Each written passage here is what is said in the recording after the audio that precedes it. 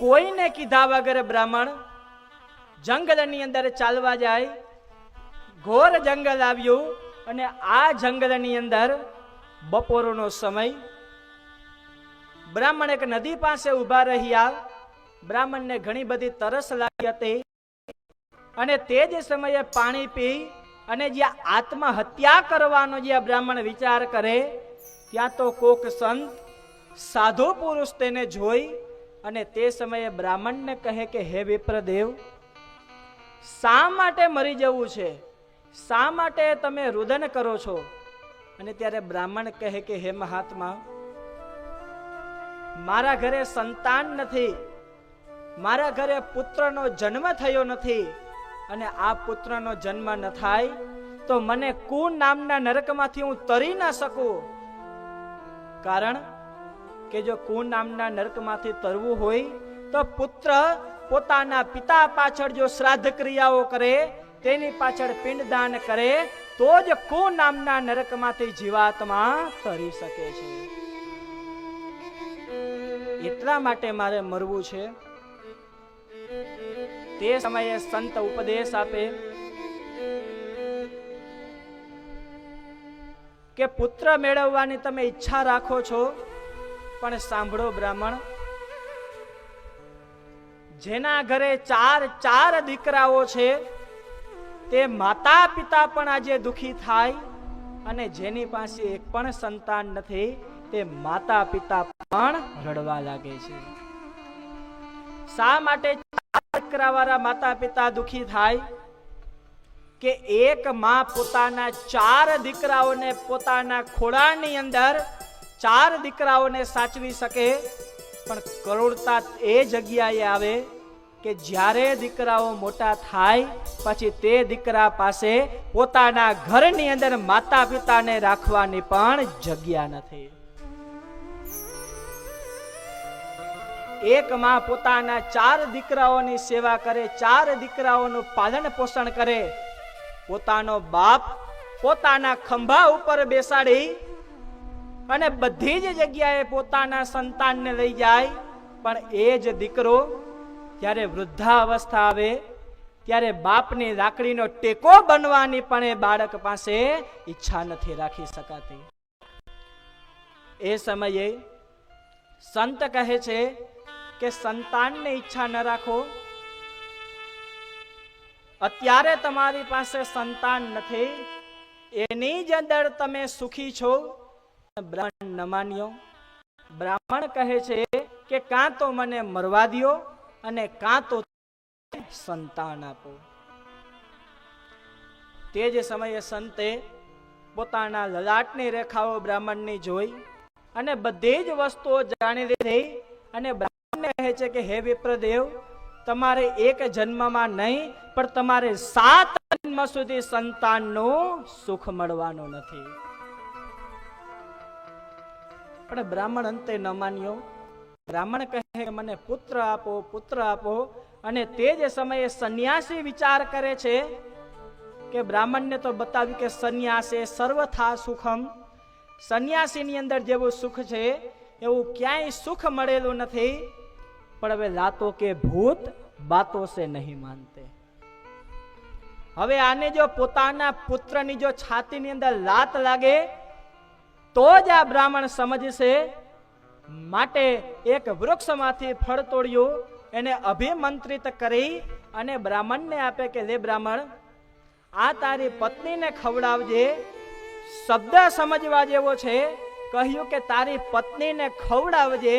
પણ તે જ સમયે બ્રાહ્મણ ઘણો બધો રાજી થયો. મારા ઘરે પુત્રનો જન્મ થવાનો છે, હું કુન નામના નરકમાંથી તરી જાય અને મારા ઘરે ઘણું બધું સુખ મળવાનું છે. બ્રાહ્મણ ઘરે આવ્યો. તે જ સમયે પોતાની પત્ની ધુંધુલી એને ફળ આપ્યો અને બ્રાહ્મણ કહે છે કે લે ધુંધુલી, આ ફળ ખાઈશ અને તારા ઘરે તારા ગર્ભમાંથી એક સંતાન જન્મશે અને આપણે જે વાંજિયાપણાનું જે મેળું છે, આ વાંજિયાપણાના મેળામાંથી આપણે છૂટી જવાના છીએ. આપણા ઘરે સંતાનનો જન્મ થવાનો છે. આવા હરખની સાથે બ્રાહ્મણ ફળ આપી અને નીકળી ગયો. અને તે જ સમયે ધુંધુલી વિચાર કરે છે. આ સમયે એક માણસને વિચાર કરવો જોઈએ કે પોતાનો જીવ, પોતાની આત્મા એ કાયમના માટે પોતાની બુદ્ધિથી છેતરાય છે. પોતાની બુદ્ધિ કાયમના માટે માણસને છેતરે. આજ એ જ પ્રસંગની અંદર ધુંધુલી વિચાર કરે કે આ જો ફળ ખાવ તો મારા ગર્ભમાં સંતાન રહેશે, મારાથી કોઈ વસ્તુ ખવાશે નહીં, મારાથી કોઈ વસ્તુ પીવાશે નહીં, અને મારા ગર્ભમાં જો બાળક રહીએ. આવા વિચારો કરે છે કે કદાચ જો નગરની અંદર ચોર આવે અને તો હું મારી જાતને બચાવું કે મારા બાળકને બચાવવું. અને આવા સમયની અંદર ધુંધુલીની બેન આવે અને ધુંધુલીની બેન કહે છે કે શા માટે ઉદાસ થા છો? અને ત્યારે ધુંધુલી કહે કે મારા પતિ તો ઘણા બધા ભોળા છે. ભોળપણની અંદર એક સંતે એને ફળ આપ્યું અને આ ફળ લઈ અને મારી પાસે આવ્યા, પણ મારે બાળક જોતું નથી. કારણ કે જો હું ગર્ભવતી થાવ તો પ્રસૂતાની વેદના એવી બધી વેઠવી પડે કે એનો વિચાર પણ ન થઈ શકે. માટે પ્રસૂતાની વેદના મારે વેઠવી નથી અને એટલા માટે મારે સંતાન પણ જોતું નથી. તે સમયે એની બેન કહે, એની બેન પણ એના જ જેવી હોય, જેવી બુદ્ધિ હોય એવી જ એની બેન હોય. ધુંધુલીની બેન કહે કે મારા ગર્ભની અંદર જે સંતાન છે એ સંતાન હું તને આપી દઉં, અને બદલાની અંદર મારા ઘરે ખાવા વાળા ઘણા છે પણ ખવડાવવા વાળું કોઈ વસ્તુ નથી, અને તારી પાસે ખાવા વાળા કોઈ નથી અને ખવડાવવા માટે ઘણું બધું પડ્યું છે. તું મને સંપત્તિ આપજે અને બદલામાં હું તને મારો પુત્ર આપી દઈશ. ધુંધુલી તો ઘણી બધી રાજી થઈ અને તે જ સમયે એની બેન આ ઉપાય બતાવે છે કે તું ફળની પરીક્ષા કરવા માટે આંગણામાં જે ગાય છે આ ગાયને ફળ ખવડાવી દે અને તું પેટે પાટા બાંધ અને એવો સ્વાંગ રચ કે હું ગર્ભવતી છું. આવો સ્વાંગ રચતાની સાથે તારા પતિને ખબર પડશે અને તે ઘણા બધા રાજી થવાના છે. બેનના કહેવા પ્રમાણે આત્મદેવને ધુંધુલી છેતરવાના પ્રયાસો કરે, પેટે પાટાઓ બાંધે. આ બાજુ સમય જતા વાર નથી લાગતી. આ બાજુ 9 માસ પૂર્ણ થયા. 10મા જ મહિને ધુંધુલીના બહેનના ઘરે દીકરાનો જન્મ થાય છે. દીકરાનો જન્મ થયો, કોઈને ખબર ન પડે. એવી જ રીતે ધુંધુલીની બેન આત્મદેવના ઘરે પુત્ર આપી જાય અને સંપત્તિ દ્વારા જે પુત્ર ખરીદેલો છે આ કોઈ દિવસ પણ માણસનું કલ્યાણ પણ કરી નથી શકતો. આ જગ્યાએ સંપત્તિ દ્વારા સંતાન ખરીદેલું અને તે જ સમયે થોડાક સમય વીત્યાની બાદ આત્મદેવનો બ્રાહ્મણ ઘણો બધો રાજી થયો. મારા ઘરે સંતાનનો જન્મ થયો છે, 1.25 મહિનો પૂર્ણ થયો. હિન્દુ ધર્મની અંદર ઘણા બધા સંસ્કારો આપે છે. 16 સંસ્કારોની અંદર એક નામકરણ સંસ્કારની વિધિ આવે અને આ નામકરણ સંસ્કારની બ્રાહ્મણ વિધિ કરાવે છે. તે જ સમયે ધુંધુલી કહે કે આ મારા ગર્ભમાંથી બાળકનો જન્મ થયો છે, માટે તમને નામ નહીં પાડવા દઉં, પણ આનું નામ હું પાડીશ. મારું નામ ધુંધુલી છે તો હું મારા પુત્રનું નામ ધુંધુકારી પાડું છું. તે જ સમયે બાળક નું નામ ધુંધુકારી પડ્યું અને આંગણામાં જે ગાય બાંધેલી હતી આ ગાયને પણ પ્રસવ થયો અને ગાયના ઉદરમાંથી એક બાળકનો જન્મ થયો. આખું શરીર માણસ જેવું, માત્ર કાન ગાય જેવા હતા. અને આત્મદેવ નામનો બ્રાહ્મણ કહે કે ગાય મને ઘણી બધી વાલી હતી, એટલા માટે આનું નામ હું પાડું છું અને આનું નામ ગૌકર્ણ પાડે છે. ધીમે ધીમે સમય વીતવા લાગ્યો. બંને બાળક ધીમે ધીમે મોટા થયા અને મોટા થતાની સાથે જે કે સંપત્તિ દ્વારા જે બાળકનો જન્મ થયો હતો, સંપત્તિ દ્વારા જે બાળક ખરીદેલું હતું, આ ધુંધુકારી મહાખલ બન્યો. બીજાનું અહિત કરે, બીજાને કાયમના માટે હેરાન કરે. પણ જે ગાયના ઉદરમાંથી જે બાળકનો જન્મ થયો, આ તો વિદ્વાન પંડિત બ્રાહ્મણ બન્યા. કાયમના માટે ભગવાનની પૂજાઓ કરે, કાયમના માટે સવારે ઉઠી અને સંધ્યા વંદન કરે. સવારે ઉઠી અને ગૌકર્ણ મહારાજ સૂર્યનારાયણને અર્ઘ્ય અર્પણ કરે. ગાયત્રીના ઉપાસક એવા ગૌકર્ણ મહારાજ વિદ્યા અભ્યાસ કરવા માટે નીકળી ગયા અને આ બાજુ ધુંધુકારી પાપ કર્મ કરે છે. કાયમના માટે પાપ કર્મ કરે, બધા જ નગરજનોને હેરાન કરે અને અંતિમ સમયે 5 ગણિકાઓનો જ્યારે સંગ કર્યો, તે ગણિકાઓએ જ્યારે ધન માગ્યું, ધુંધુકારીને કહે કે તું અમને ઘણા બધા આભૂષણો આપ, ઘણી બધી સંપત્તિ મને આપ. ત્યારે ધુંધુકારી વિચાર કરે કે સંપત્તિ તો છે નહીં, કઈ રીતે સંપત્તિ આપું?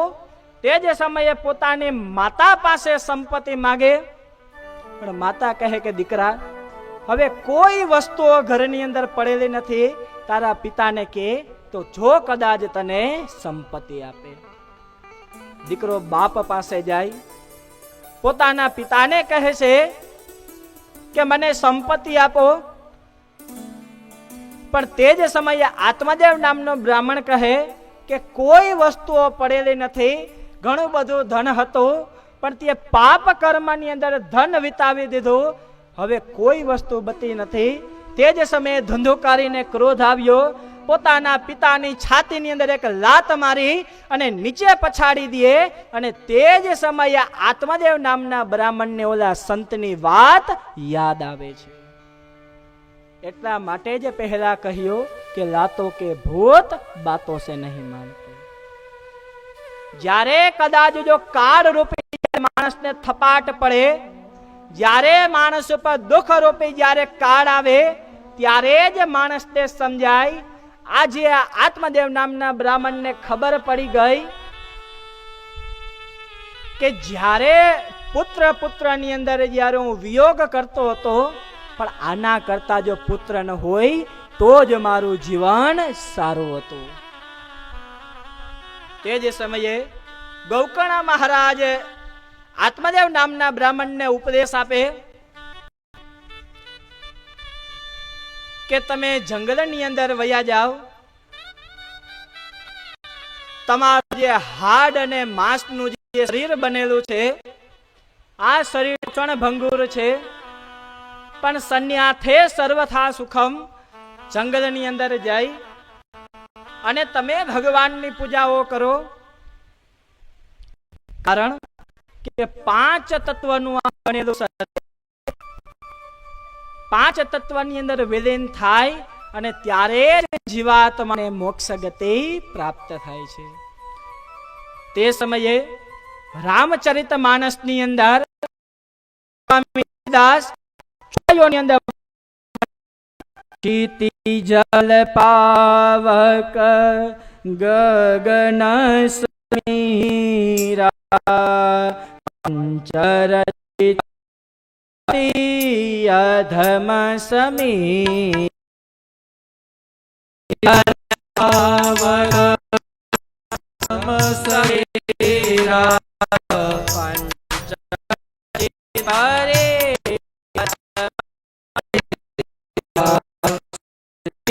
જય રામ જય જય રામ શ્રી રામ જય રામ જય જય રામ.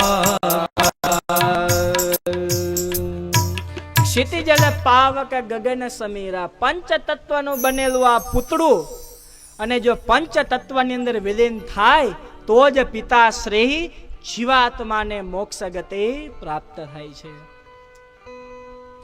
નકર તો ચિઠ્ઠી ફાટશે ઉપરવાળાની, વેળા થાશે જવાની. જ્યારે ઉપરવાળાની જ્યારે ચિઠ્ઠી ફાટે ત્યારે કોઈ દિવસ માણસ પાસે એક ક્ષણ ભંગુર પણ સમય નથી રહેવાનો. માટે પિતાશ્રી, તમે જંગલની અંદર વયા જાઓ અને તમારા જીવાત્માનું કલ્યાણ કરી લ્યો, અને આ કલ્યાણની સાથે તમને ભગવાનના ધામ